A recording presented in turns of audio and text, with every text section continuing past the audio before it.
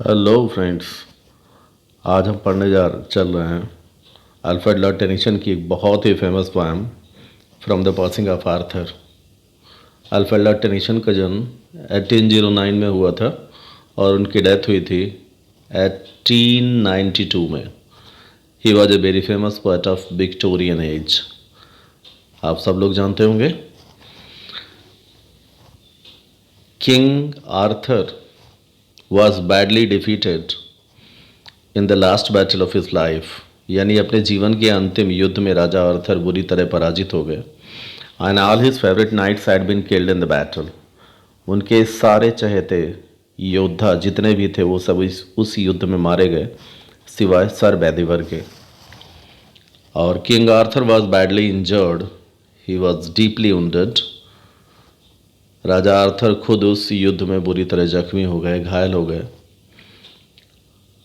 और he is leaving his country for ever and going on A mysterious journey. वो अपने देश को हमेशा के लिए छोड़कर एक रहस्यमयी यात्रा पर जा रहे हैं, एक रहस्यमयी द्वीप पर जा रहे हैं छुपने के लिए। और उस समय उनका चहेता सरदार बेदिवर, सर बेदिवर, वो उदास हो जाता है, निराश हो जाता है और रोने लगता है। और इस पर King Arthur gives him a consolation and tries to pacify him.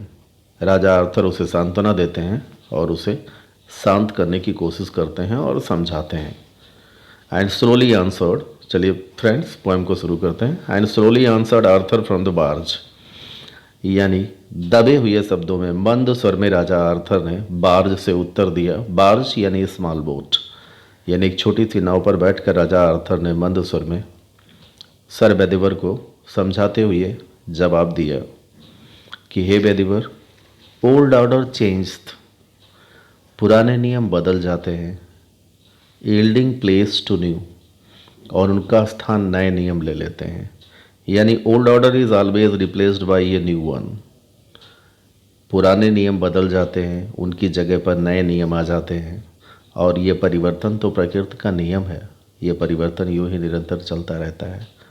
इस प्रकृति में कोई भी चीज़ अस्थायी नहीं है। हर वो चीज़ जो आज है वो कल नहीं रहेगी और उसकी जगह कोई नई चीज़ आ जाएगी। इस तरह से है बेदिवर, तुम्हें इस परिवर्तन को स्वीकार कर लेना चाहिए। God fulfils himself in many ways, और गॉड फुलफिल्स हिमसेल्फ, भगवान स्वयं पूरा कर देता है, इन मेनी वेज, कई तरीकों से। यानी God has many ways, God has many methods, many sources to implement his order. यानी भगवान के पास अपने आदेश का पालन कराने के कई रास्ते हैं। यानी जो कोई भी परिवर्तन हो रहा है, जो कुछ भी बदलता है, उसके पीछे कहीं ना कहीं भगवान की इच्छा छुपी होती है। बिना उसकी इच्छा के इस प्रकृति में कोई भी परिवर्तन नहीं होता। इसलिए हमें इस परिवर्तन को उसकी इच्छा समझकर स्वीकार कर लेना चाहिए। और परिवर्तन सिर्फ इसलिए होता है, लेस्ट मीन्स कहीं ऐसा ना हो, कि कहीं ऐसा ना हो वन गुड कस्टम, एक अच्छी परंपरा शुड करप्ट द वर्ल्ड, इस संसार को आगे चलकर भ्रष्ट कर दे। क्योंकि एक अच्छी परंपरा भी अगर लंबे समय तक बनी रहे, if a good custom continues for a long time, it में पॉल्यूट द वर्ल्ड, तो ये भी संसार को आगे चलकर भ्रष्ट कर सकती है। तो परिवर्तन आवश्यक है। आगे चलकर एक अच्छी परंपरा भी बुराई में परिवर्तित हो सकती है। इसलिए हे बेदिवर, तुम्हें इस परिवर्तन को स्वीकार कर लेना चाहिए। कंफर्ट दाई सेल्फ, संभालो अपने आप को, शांत रखो अपने आप को। व्हाट कंफर्ट इज इन मी, मुझे देखो, मेरे पास कौन सा सुकून, कौन सी शांति बची है। लेकिन मैं दुखी नहीं हूँ, क्योंकि मैं जानता हूँ I have lived my life, कि मैं अपना जीवन गुजार चुका हूँ, मैं अपना जीवन जी चुका हूँ।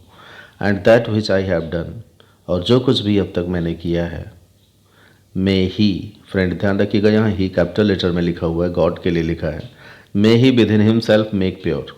अब तो भगवान से एक ही प्रार्थना है कि मैंने जो कुछ भी किया है, may he within himself, वो स्वयं मेक प्योर, मेरे उन कार्यों को शुद्ध करे। यानी अगर मुझसे कोई गलती हुई है तो उन्हें पवित्र करे, शुद्ध करे और क्षमा करे।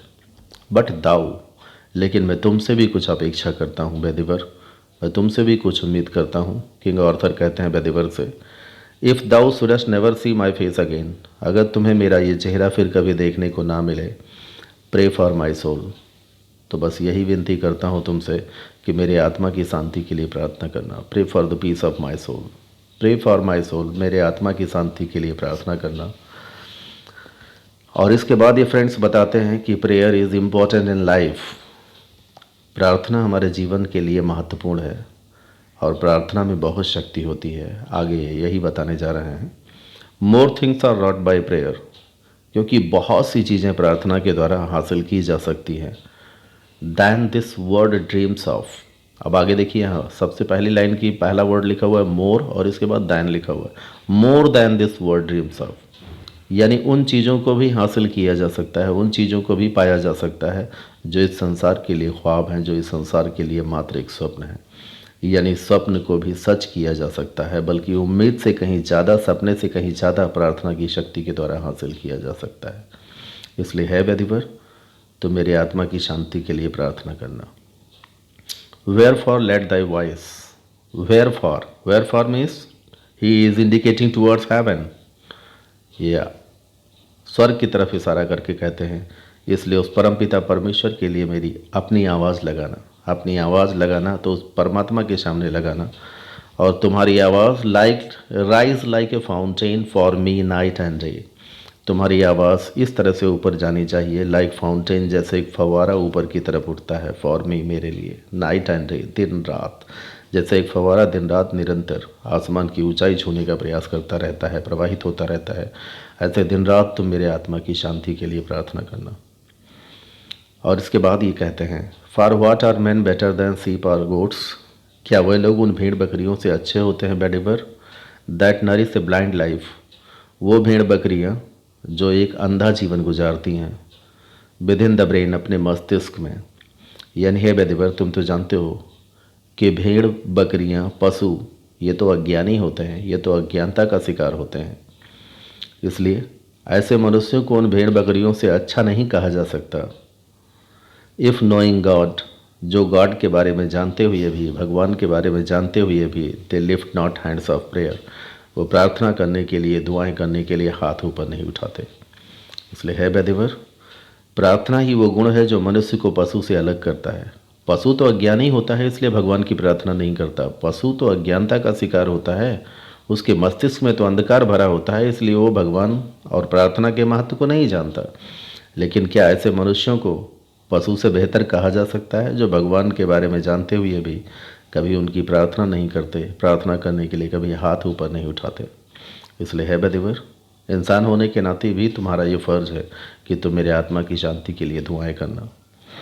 और एक इंसान का काम होता है बोथ, दोनों के लिए प्रार्थना करे, both for them selves, those who call them friends, वो उनके लिए भी प्रार्थना करे जो उन्हें मित्र कहकर बुलाते हैं, और साथ साथ अपने लिए भी। यानी एक इंसान को अपने साथ साथ अपने मित्रों की भलाई के लिए, अपने मित्रों के कल्याण के लिए भी प्रार्थना करनी चाहिए। फॉर सो, ऐसा इसलिए क्योंकि द होल राउंड अर्थ, क्योंकि ये संपूर्ण धरती जो तुम देख रहे हो ना, इज एवरी वे, वो चारों तरफ से, एवरी वे मीन चारों तरफ से, बाउंड, बंधी हुई है, बाय गोल्ड चेन, सोने की एक जंजीर से। ये धरती, ये चारों तरफ से सोने की जंजीर से बंधी हुई है।